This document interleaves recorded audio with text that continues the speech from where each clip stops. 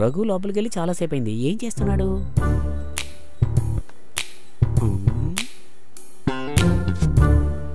రఘు రఘు నేనే రఘు రఘు.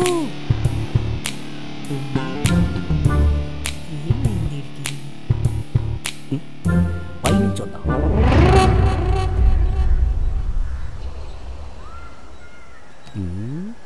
ఎలా పిలవాలి వీణ్ణి? Raghu Raghu.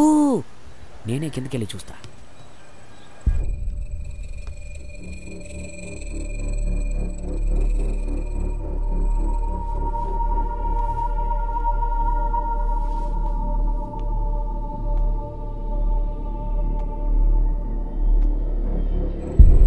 Raghu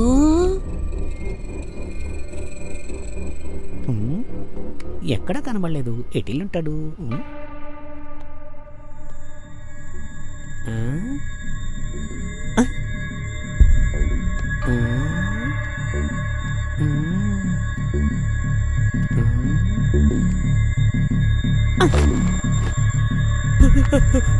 Raghu Raghu Raghu Raghu Raghu. Police police police police police police.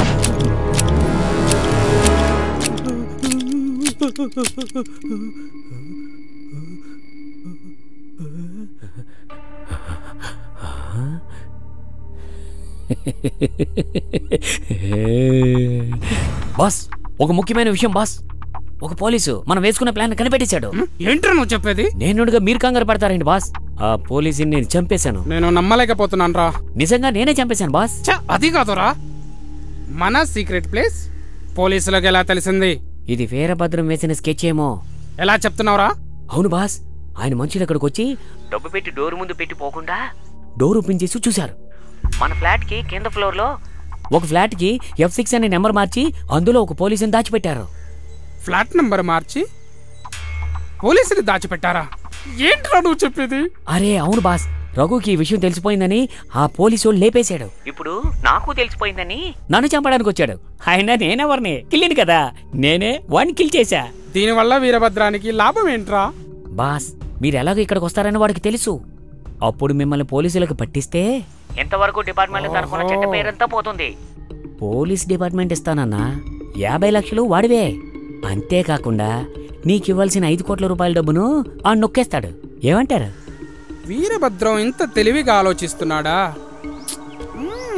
సరే, నువ్వేం చేస్తావంటే వెంటనే అక్కడి నుంచి బయలుదేరి మన ప్లేస్కి వచ్చాయి. ఇంకా వీరభద్రం గాడు ఏం ప్లాన్ వేస్తాడో చూద్దాం. ఈరోజు రాత్రి ఆ వీరభద్రంకి నేనేంటో చూపిస్తా.